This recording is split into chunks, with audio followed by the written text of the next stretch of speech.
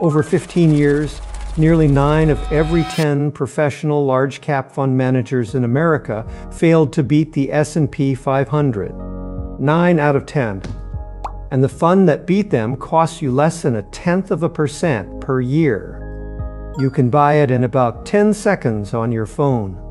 They charge you for the research desk, for the Bloomberg terminals, for the conviction. The scoreboard says you are paying for a coin flip you usually lose. If you are a self-directed investor between 30 and 55, managing your own retirement without a guru telling you what to do, this is not a story about passive versus active. It is a story about what the data actually says, where the data has real limits, and how to use that distinction to make a better decision for your specific situation. Here is what almost every version of this debate gets wrong. Both sides cherry-pick.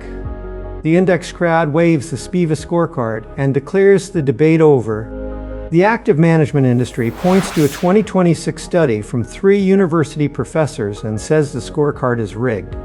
They are both partially right. The truth is more useful than either camp wants to admit, and that is what we are going to work through today. If you want to see the math before the marketing, you are in the right place. This is the Paycheck Lab. Hit subscribe and let's get into it. Let me start with the thesis. The one that everyone already knows. S&P Dow Jones Indices publishes something called the SPIVA scorecard. It stands for S&P Indices versus Active. They have been running this comparison for over 2 decades, and the results are consistent enough to be uncomfortable.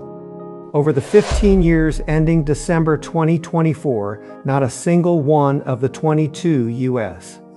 equity categories showed a majority of active managers outperforming their benchmark. 0 out of 22. For large cap funds specifically, the kind most people have in their 401k, the underperformance rate over that 15-year window was 89.5%. Let that number sit for a second, nearly 9 in 10. Then the 2025 scorecard came out. 1 year only, which is a much shorter window. But 79% of large cap active managers lost to the S&P 500 in 2025. That is up from 65% in 2024. In over 20 years, the figure climbs toward 92%. Now picture this bar chart in your head. On the left, a tall bar. That is the percentage of active managers who lost. It sits at nearly 9/10 of the total height. On the right, a small bar. That is the winners. It barely clears the floor. The chart does not look like a coin flip. It looks like a route. The mechanism is not complicated. It is math running in one direction, slowly, invisibly, every single year. It is the fee. The average active mutual fund charges around 0.57% per year on an asset-weighted basis, according to Morningstar's 2025 fee study. Many charge higher.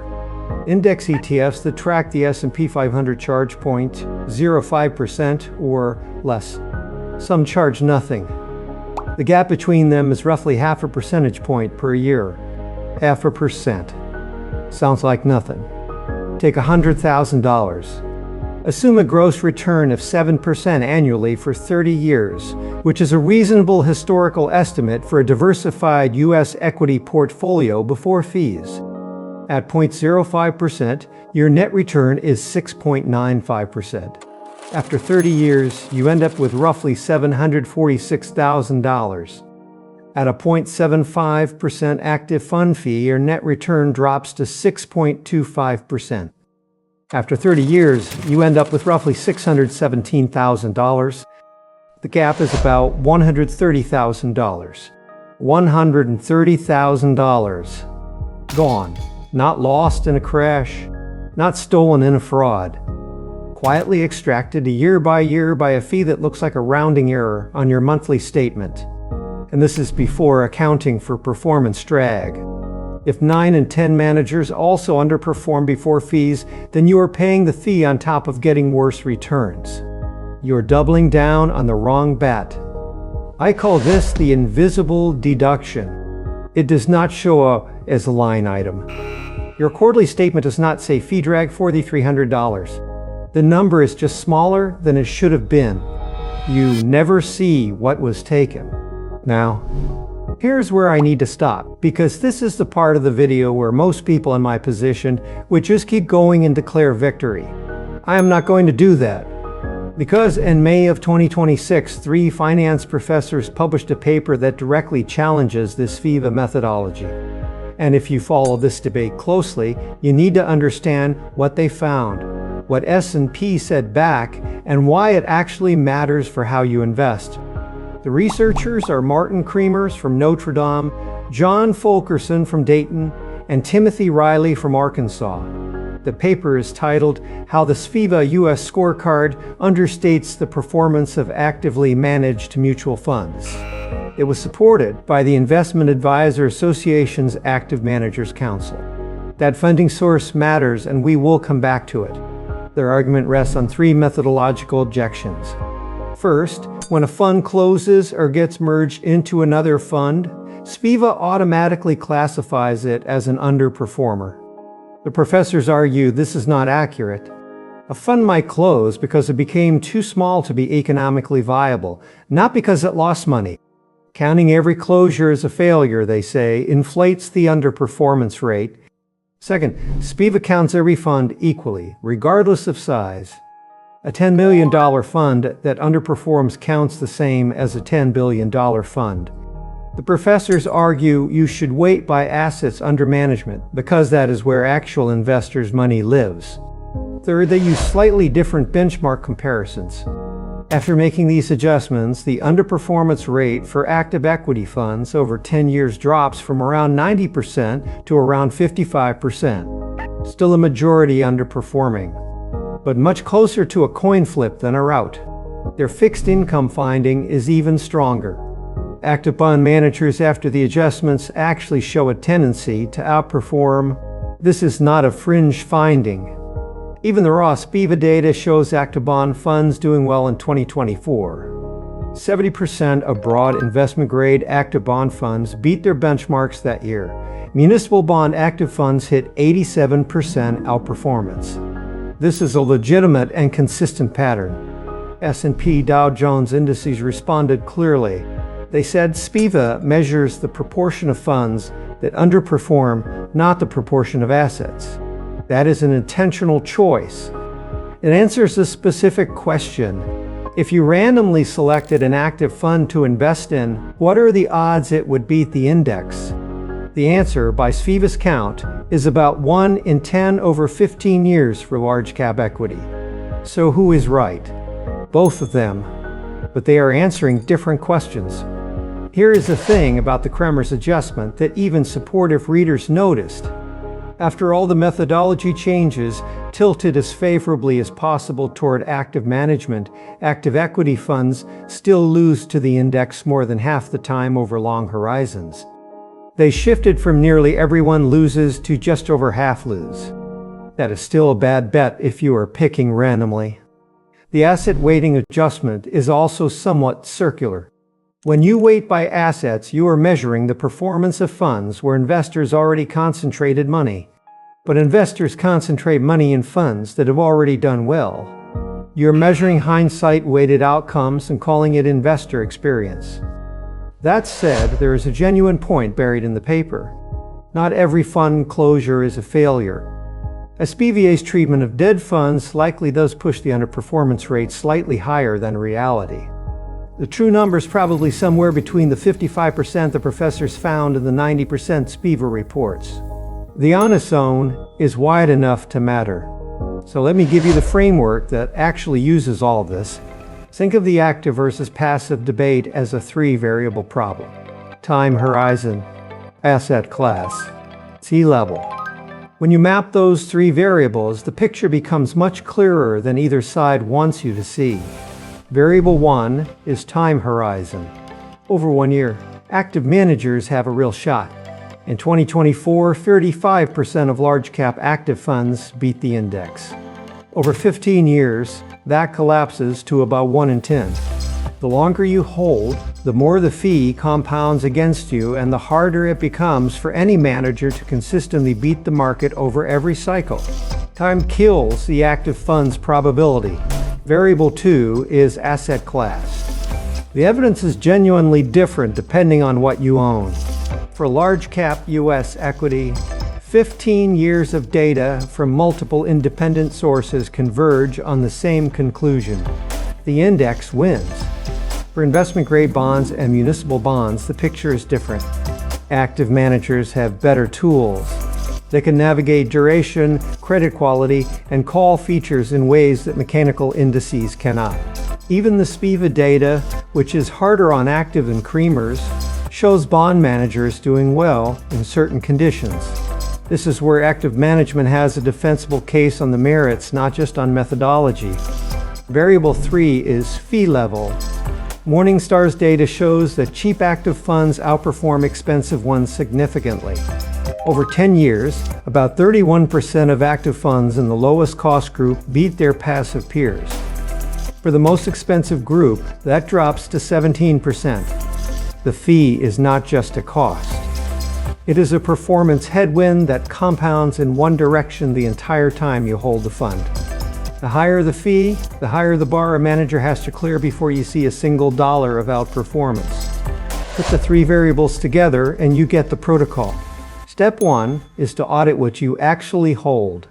Log into your brokerage or 401k account tonight.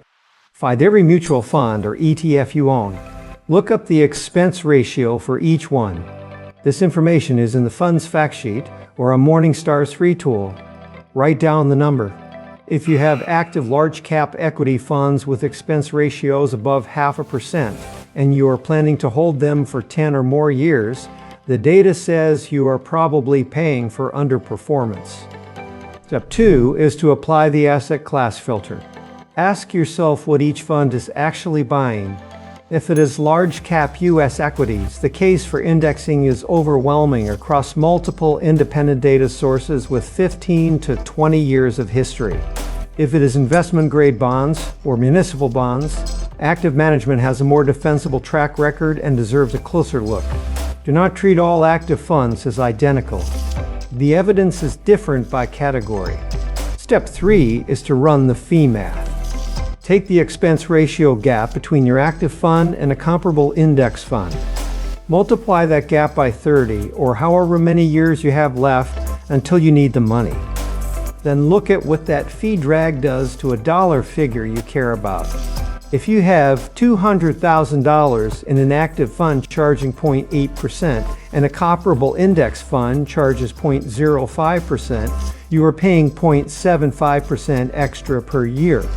Over 30 years is 7% gross return. That gap costs you roughly $260,000 in lost compounding. That is a number worth calculating. Not because it is certain, but because it is the cost you are choosing to pay for the chance of being in the 1 in 10 that outperforms. Now, the honest objection.